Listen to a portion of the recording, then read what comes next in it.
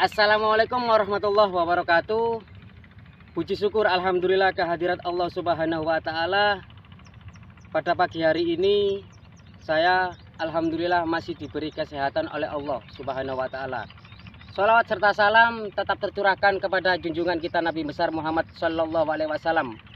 Perkenalkan, nama saya Zainul Mustafa. Saya guru penjaskes dari SDN Watu Prapat 3, Kecamatan Nguling, Kabupaten Pasuruan.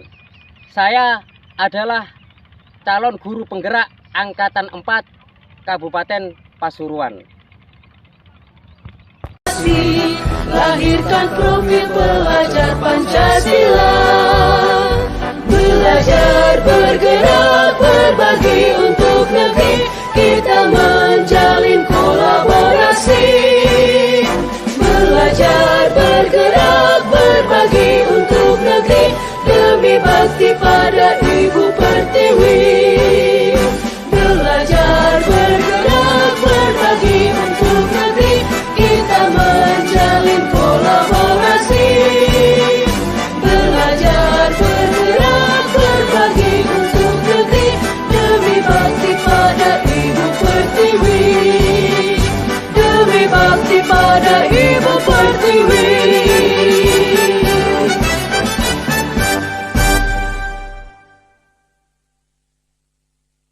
Bismillahirrahmanirrahim. Assalamualaikum warahmatullahi wabarakatuh.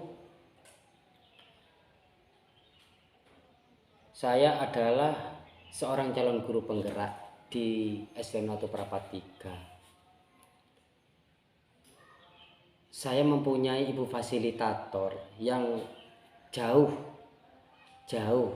yang insya Allah lokasinya berada di Lampung, yaitu ibu fasilitator saya, Ibu Rianti, SPD MM. Terus kemudian alhamdulillah saya juga mempunyai ibu pengajar praktek yang dekat di sekitar lembaga saya juga, yaitu daerah Nguling, yaitu Ibu Khadijah. Alhamdulillah beliau berdua mulai dari awal sampai akhir modul itu sangat membantu, sangat mengayomi saya, terutama yang baru berdiri menjadi seorang pendidik. Nah, di sini saya akan melakukan tugas pada modul 3.3 A7, yaitu demonstrasi kontekstual pengelolaan program yang berdampak pada murid. Pertanyaan pemantik yang pertama di sini adalah bagaimana kerangka Bagja dapat membantu perencanaan program atau kegiatan intrakurikuler, kokurikuler, dan ekstrakurikuler. Yang nomor 2 adalah apa saja yang perlu dipertimbangkan dalam penyusunan program tersebut. Yang selanjutnya adalah siapa saja yang dilibatkan dalam program penyusunan tersebut. Yang pertama adalah saya di lembaga SDN Watu Prapat 3 itu mempunyai beberapa program. Yang pertama adalah kegiatan intra. Nah, kegiatan intra yang saya lakukan adalah program saya adalah meningkatkan pembelajaran dengan teknologi digital.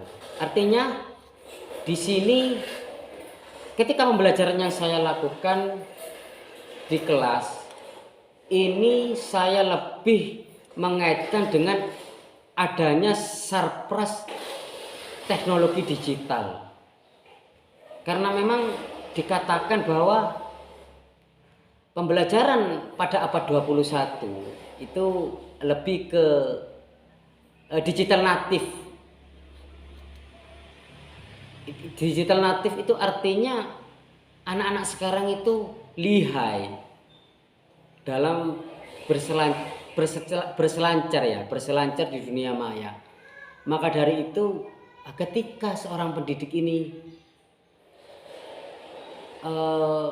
kurang adaptif dalam perkembangan zaman, maka ketertinggalanlah yang akan dihadapi seorang pendidik tersebut. Nah, kali ini saya kenapa sih kok harus meningkatkan pada teknologi digital? Karena saya melihat pada lembaga saya SD 1 Prapatika ini dibilang pelosok. Jadi saya menginginkan seorang calon guru penggerak ini mempunyai perubahan terhadap pembelajaran. Paling tidak itu pada diri sendiri dulu. Saya khususnya di pembelajaran PJOK di sini sering dan selalu menggunakan yang kaitannya dengan yang namanya yang pertama modul daring. Nah, moda daring. Meskipun kita itu berada di kelas. Yang selanjutnya adalah saya biasanya menggunakan yaitu Google Drive atau Google Form itu untuk melakukan asesmen atau penilaian terhadap kelas saya. Nah, di sini sangat menguntungkan bagi saya karena apa? Karena dibilang hal yang baru itu banyak yang muncul ketika murid saya pribadi itu melakukan kegiatan ini. Itu semangat yang baru, pengetahuan yang baru, keinginan yang baru, minat yang baru itu selalu bermunculan. Kadang saya pribadi seorang pendidik ini susah apa ya kira-kira yang harus saya lakukan ketika pembelajaran ini selesai dilakukan. Jadi saya selalu memikirkan metode-metode apa lagi yang sekiranya anak ini minat dan bakatnya ini muncul. Nah, selanjutnya adalah saya melakukan program yang co-kurikuler. Di sini ada yang pertama adalah Asmaul Husna, Rotibul Haddad, Istighosah, Senam Santai. Nah, di sini untuk kegiatan program tersebut kita sudah musyawarah. Artinya musyawarah di dalam komunitas belajar saya sendiri di UPT Satuan Pendidikan SD 1 Prapatika. Nah, di sini kita sudah membuat visi, misi, tujuan dan program yang baru. Memang sebelumnya itu untuk visi dan misi itu sudah dikatakanlah dari nenek moyang kita lah gitu. Jadi ada hal pembaruan pada misi dan program tersebut. Sebenarnya apa yang dipertimbangkan ya? Dipertimbangkan kenapa saya kok memilih kegiatan Asmaul Husna, Rotibul Haddad, Istighosah dan Senam Santai dan sebagainya tersebut. Karena yang pertama adalah mempertimbangkan dari pembelajaran abad 21 yang mengharuskan kita itu mampu menjadi profil pelajar Pancasila. Kita mampu mendidik dan pembelajaran yang berpihak kepada murid. Segalanya adalah untuk murid. Nah, seperti itu. Maka bagi saya, bagi lembaga SD 1 Prapatika, Asmaul Husna ini penting. Karena apa penting? Secara tidak langsung ketika kita melakukan Asmaul Husna setiap hari secara rutinitas, secara berkesinambungan, ini artinya kita sudah melibatkan profil pelajar Pancasila yang pertama berakhlakul karimah, berketuhanan yang Maha Esa. Nah, di situ secara tidak langsung anak-anak ini ketika melakukan Asmaul Husna secara rutin, lambat laun ini sudah menghafal. Karena apa? Karena insya Allah anak-anak ini sudah tahu nama-nama penting dalam Asmaul Husna tersebut dan artinya juga. Keseharian pun di dalam masyarakat pastinya itu tercukupi. Salah satu contoh Ar-Rahman, Ar-Rahim. Nah, di sini kita mampu mewujudkan, memberikan kasih sayang kepada sesama murid, juga menumbuhkan kasih sayang kepada dari guru, pendidik dengan murid di kelas. Nah, secara tidak langsung kita ini perlu menumbuhkan hal-hal yang berkaitan dengan profil pelajar Pancasila. 6 dimensi yang ada di profil pelajar Pancasila. Paling tidak kita harus menumbuhkan seperti itu. Nah, selanjutnya siapa saja yang perlu dilibatkan? Pastinya kepala sekolah, komite, warga sekolah, terus kemudian murid, wali murid, bisa juga sampai mungkin pengawas juga bisa. Karena di sini untuk kegiatan intra, ekstra dan kokurikuler ini memang harus mendapatkan persetujuan semua pihak untuk penyusunan program tersebut. Untuk kegiatan ekstrakurikuler di tempat saya SD Watu Prapatiga ini, mohon maaf, di sini saya tidak memunculkan yang namanya ekstrakurikuler. Karena apa? Terkait sarpras juga yang kekurangan, seperti contoh yang umumnya kegiatan ekstrakurikuler pramuka. Nah, di sini sarpras, sarana dan prasaranya kurang memenuhi. Di samping lagi posisi yang jauh, karena memang dirasa pendidik atau guru yang ada di lembaga SD Watu Prapatiga ini posisinya jauh-jauh semua.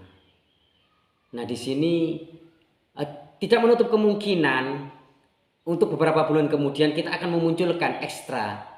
Di sini program yang saya lakukan hanya sebatas kegiatan intrakurikuler dan kokurikuler.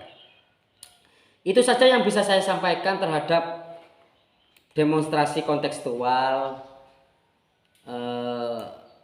Saya ucapkan terima kasih kepada seluruh warga sekolah ya utamanya, dan juga kepada ibu fasilitator, ibu pengajar praktek, karena ini memang modul terakhir.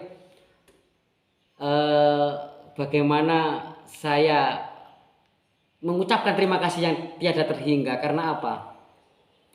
Karena saya merasa mulai dari awal sampai akhir ini tanpa bimbingan semua warga sekolah, bimbingan ibu fasilitator, bimbingan ibu pengajar praktek, mungkin saya masih tidak ada perkembangan dalam dunia pendidikan.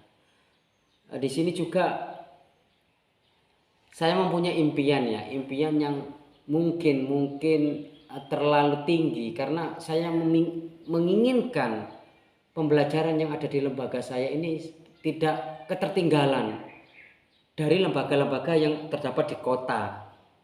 Karena saya pribadi menginginkan impian itu, cita-cita saya, meskipun saya pelosok, saya tidak mau ketertinggalan. Saya akan bersaing dengan sekolah-sekolah yang ada di Kecamatan Nguling. Maka dari itu saya ingin mewujudkan sebuah kenyataan itu secara logis dengan aksi nyata yang akan saya lakukan di lembaga SD Watu Prapatiga. Terima kasih, salam dan bahagia. Kurang lebihnya saya mohon maaf.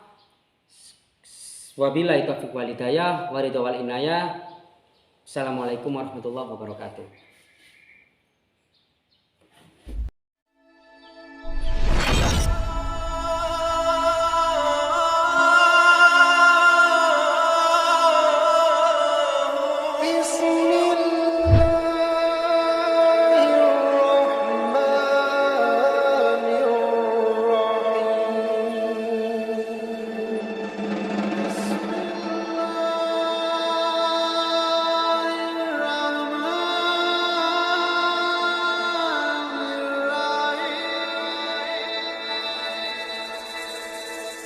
بسم الله